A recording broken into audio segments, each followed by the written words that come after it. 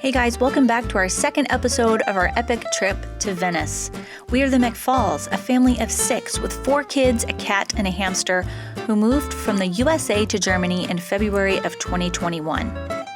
In the first episode of our Easter trip to Venice, we showed you how we took our first gondola ride and how it wasn't the tourist trap we thought it might be. We ate some yummy Italian foods that were new to us, like spaghetti carbonara, and we let the kids enjoy Venice in their own way, which meant taking a day to play on the playground and getting a kids' tour of St. Mark's Square. In this episode, we are going to show you how we made our own Venetian masks and also got to go up 2 different towers in Venice, one of which is not well known to tourists. I'll have the link to the first half of our trip in the description box below.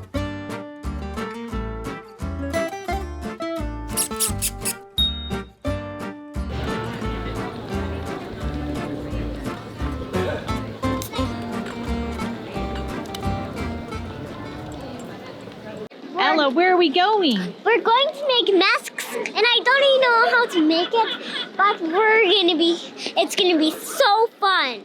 So fun. We're going to learn how to make a Venetian mask, huh? Yes. I cannot wait. All right, let's go. So when we were planning our trip to Venice, I knew I wanted to plan things that would help the history of Venice come alive for the children, but in an interesting way that they would remember and appreciate. So when I came across these mask workshops, I thought, this is a great way to show them an important part of Venice's history in a very hands-on experience. There are many different mask workshops throughout Venice, so we picked one that specifically caters to children. Some of them actually cater to adults, where you can make really elaborate masks with a master. They look amazing, and if we didn't have our children with us, Kevin and I would have done that one. But this one was perfect for children, and we did it at a place called Campanile. This is Venezia.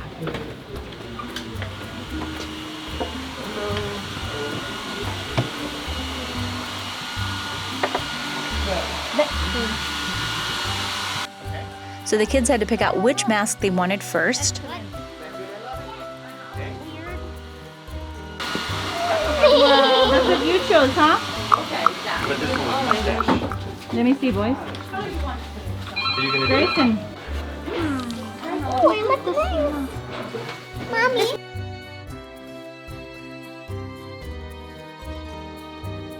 And then after, they had to pick which base color they wanted. Am I also going to be fresh? Okay. If you do it, Then I'll put this one back. and for you, White. I'll show you for you. Is there any difference? If I paint white on there? Mix it 2 colors. And just mix it. Yeah. Okay? Okay. New brush again. Dab dab and go to the dark. Oh, wow, cool. Hombre. The artists in the shop were so helpful in helping them make the masks look like they wanted them to. They definitely were kid-friendly. So while the kids make their masks, I thought I'd share with you the rich history of mask wearing in Venice, because knowing their history takes masks from being something fun and touristy to a true appreciation for their meaning and beauty. Mask wearing in theaters dates back as far as the ancient Greek festivals in honor of Dionysus, god of theater. When the Romans conquered southern Europe, they adapted the Grecian love of theater and the use of masks in plays and celebrations. Something that's very important to know about Venice is that it was not a monarchy as most other countries in Europe at that time were. It was an aristocratic republic. The republic was ruled by the Doge, who is elected by the members of the Great Council of Venice, the city-state's parliament, and ruled for life. The ruling class was an oligarchy of merchants and aristocrats. Venice and other Italian maritime republics played a key role in fostering capitalism. Even though it was a republic, average people were not able to vote and had no political power. It was only in the hands of the nobles. However, for its time, it was still a progressive political system.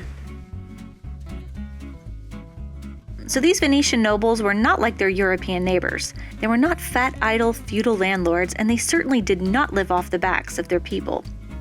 They were merchants and adventurers who risked their riches and sometimes their own lives on their ships, which worked for the eastern trade routes.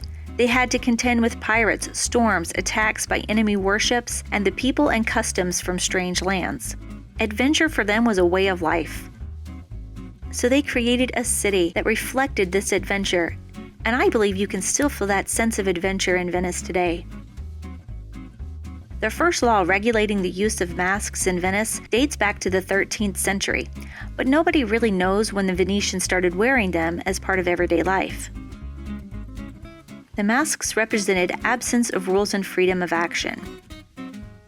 So over time, the Venetian Carnival broke the traditional boundaries and masks entered into the realm of everyday life. It was a time when the poor and rich were allowed to mingle, which was revolutionary for its time, and masks made it possible for the rich and poor and men and women to feel like equals. In some places, masks were actually compulsory by law. For example, in the state casino, you could only play if you were wearing a mask. So, as you might imagine, the ability to completely hide one's identity increasingly became the perfect place for theft and abuse of various kinds. Masks allowed a wearer to hide their identity during licentious and dissolute activities, such as indulging in prostitution, gambling, drugs and drinking, and not caring if others disapproved of such decadent behavior. There was a time when young men would throw scented eggs filled with rose water at women when they were walking by, while wearing masks, of course. They became more and more bold and over time began filling those same eggs with ink. This would destroy the ladies' expensive dresses, so the Great Council voted to prohibit the throwing of scented and ink-filled eggs. Why does it not surprise me that young teenagers use masks to get away with trouble? Of course they did. After Napoleon conquered Venice at the end of the 18th century, mask making and wearing became illegal, and it went into a period of recession. But it has since enjoyed a renaissance since the 1970s, so pretty recently.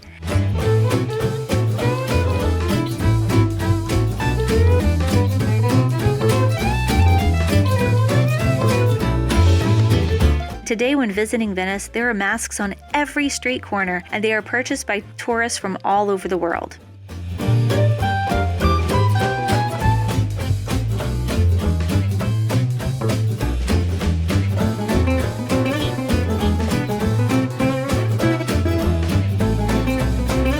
Many of the ones that I found in the shops were actually handmade in Venice, which surprised me, with prices ranging anywhere from 25 euros to 300 to 500 euros. And then the much cheaper ones, around 10 euros or so, were definitely imported from other countries.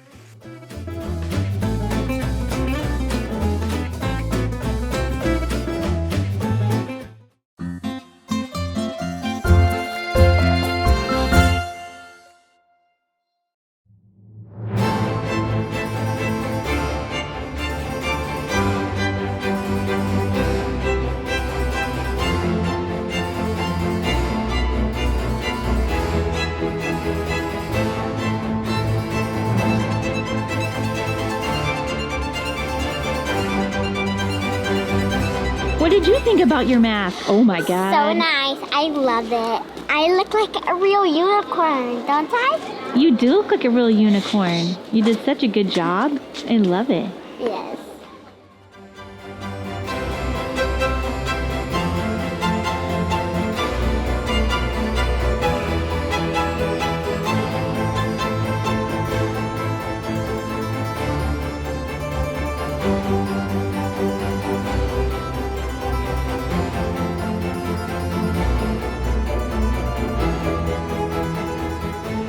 The kids were quite tired and hungry after making their masks, so we took them to do what you do in Venice, or anywhere in Italy, which is to go get gelato. And we did this every day while we were in Venice. This is definitely a way to make your Venetian vacation friendly for kids.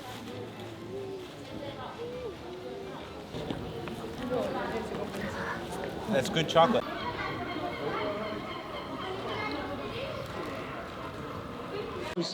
How's the ice cream, Ella? The gelato. so yummy. It would never ever be enough for ice cream. Have we had ice cream every single day since we got to Venice? Yes. Have we even had it more than once a day? We only have it one a day. Once a day? One a day, and now one a day. That's right.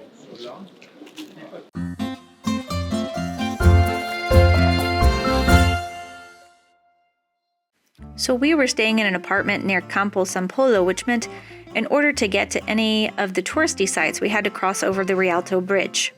Every time we crossed over it, I found myself wondering why it was so famous. I'd venture to say it is one of the most famous bridges in the entire world. So I had to look up the history. The first time the bridge was built was in 1181. It was destroyed and rebuilt several times over the next 300 years. It burned down during an unsuccessful coup by rebels in 1310, and in 1444 it collapsed under the weight of a crowd watching a boat parade during a wedding. Boy, I bet that was dramatic. A wedding you'll never forget. Or you may not live to remember. The last collapse came in 1524, and by then Venice decided it was time to build a more permanent and durable bridge. The collapses actually added to the beauty and huge success that follows the bridge. Many artists from around Europe submitted their proposals for constructing and building the bridge, one of which was Michelangelo. But eventually the bid was awarded to Swiss-born Venetian engineer Antonio da Ponte in 1588, and the reason was because they were very impressed by his skillful restoration of the Doge's palace after the Great Fire of 1577. He started the construction when he was 78 years old, and it took 3 years to build. It was finished in 1591. They chose to make many parts of it out of marble to prevent further collapses. It is renowned as an architectural and engineering achievement of the Renaissance, and I can really see why. I mean, it's absolutely beautiful in person. It's huge, it's very wide, and it arches, and you can really see the engineering that went into it because even today it is still loaded with people and it doesn't collapse. In my opinion, it is definitely a must-see site in Venice, and knowing the history behind it makes it that much more special.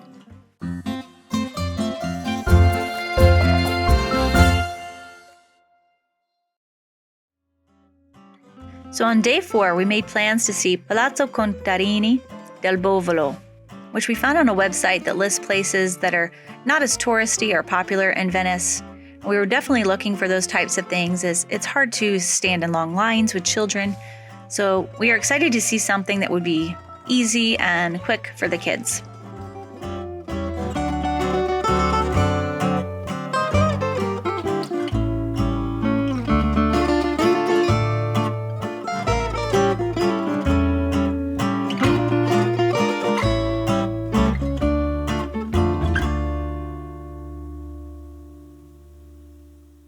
Griffin, what is this? It's a griffin. Yeah, and your name is Griffin. Yeah. The only thing I find scary about it are its eye sockets. Yeah, they're pretty Look how many freaky. eyes. Yeah.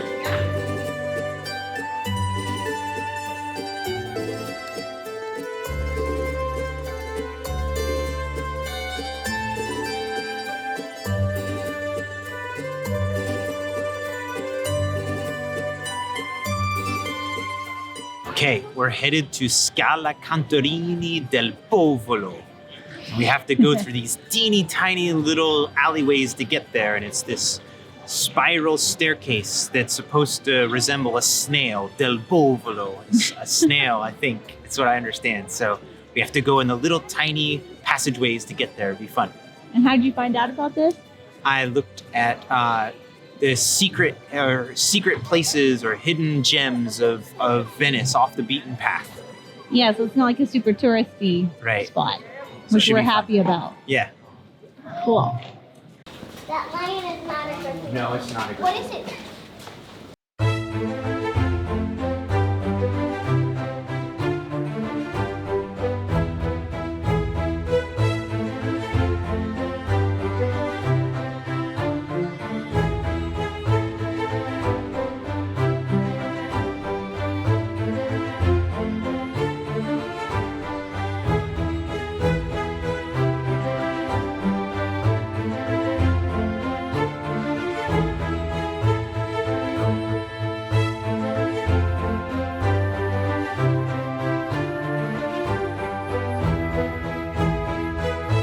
made it to the top, and it's cool. You can see the domes of St. Mark's Basilica and the Doge Palace.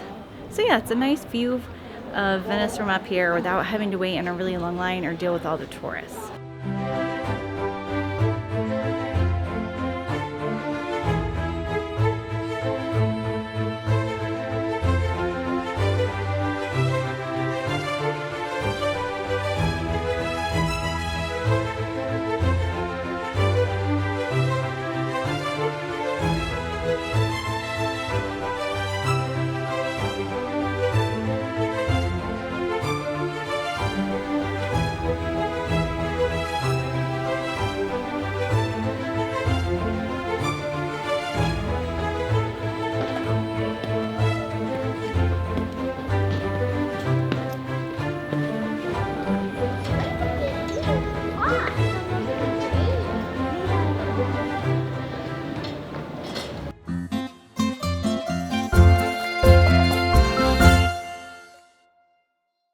What are we about to do, Kevin? We're about to go up the Campanile San Marco, the big tower in St. Mark's Square. Very cool. Go all the way to the top. We don't have to climb stairs because there's an elevator. Buongiorno. Avete già i biglietti? Yeah. Perfetto. I know.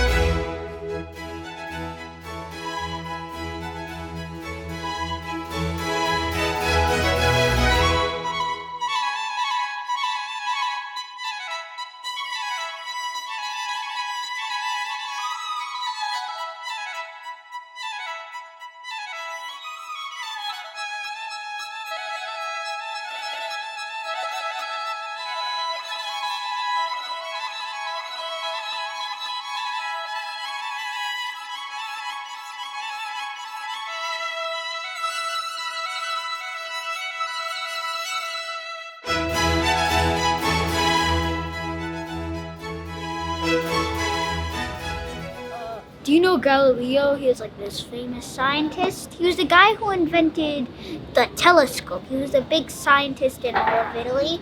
When he first made the telescope, he tested it. With the first telescope he made, he tested it over here.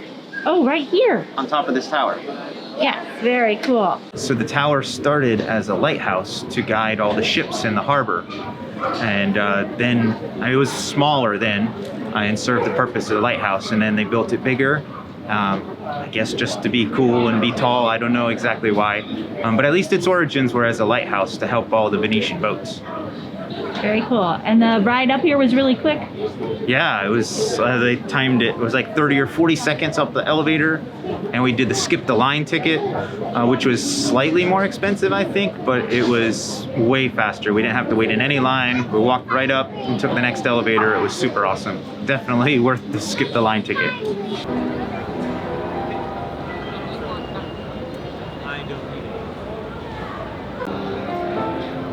Or a hamburger? I like a hamburger. You want a hamburger too? Okay. You want a hamburger instead of that? I want just tomato.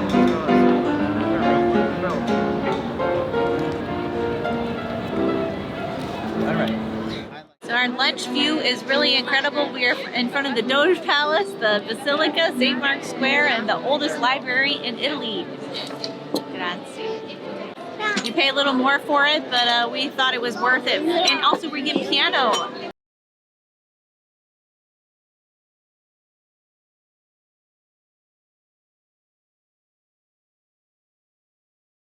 We have piano music while we eat, which is really nice. And they had to give us these covers for our food, or else the seagulls will come and steal our food. So that's really fun.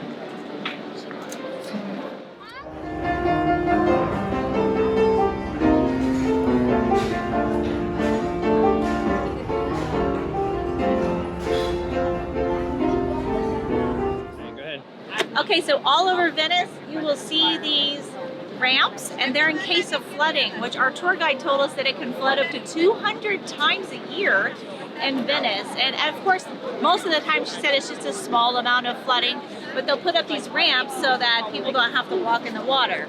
And of course, there have been extreme floods, like what was it, 2018? There was extremely high flooding.